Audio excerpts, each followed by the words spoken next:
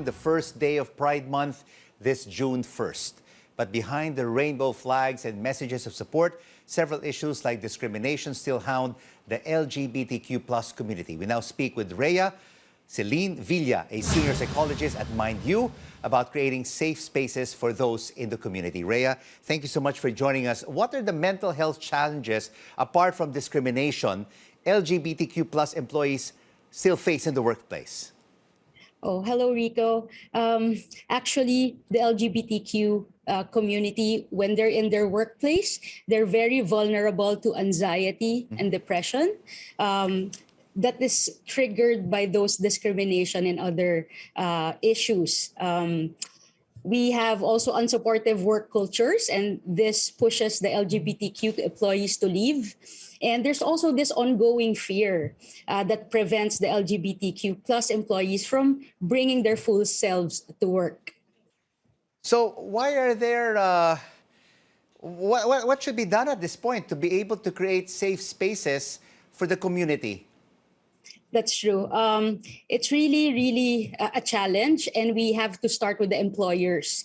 The employers have a responsibility to curate a psychologically safe environment for the LGBTQ plus employees and, of course, their families. When we talk about psychologically safe environments in the workplace, this involves interpersonal and cultural norms.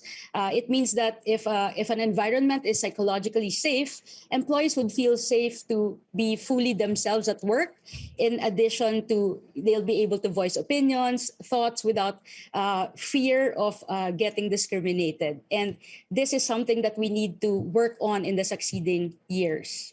And what would be your recommendations to companies and organizations to give support systems with the employees from the LGBTQ plus community who are going through a lot of these mental challenges? That's true. So first is really to educate. We have to study. So we have the SOGI Equality Bill, for example. It has to be implemented in the workplace.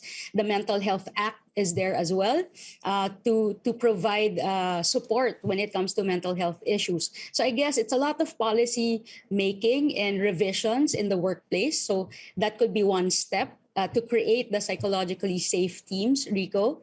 Another is to encourage more conversations about it. So it's really having empathic listening and acceptance. Sometimes we have a tendency to give advice already and not really just listen to the narrative of a person. And of course, it's good to be an ally.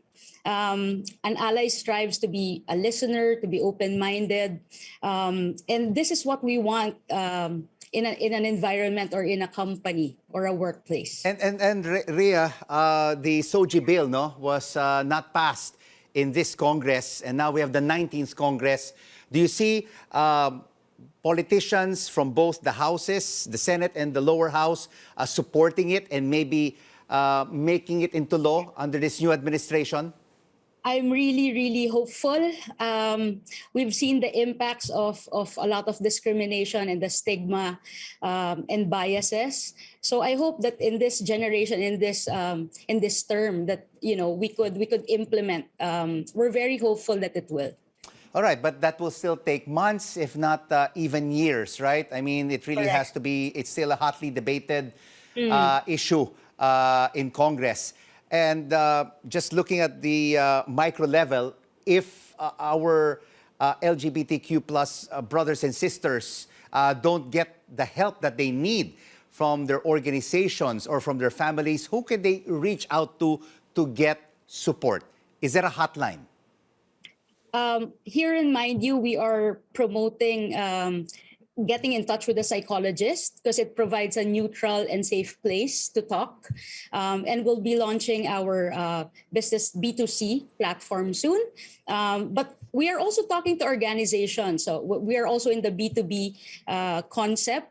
And we are the ones that are with us in organizations. We make sure that we implement a psychological safe environment for our brothers and sisters in the LGBTQ community.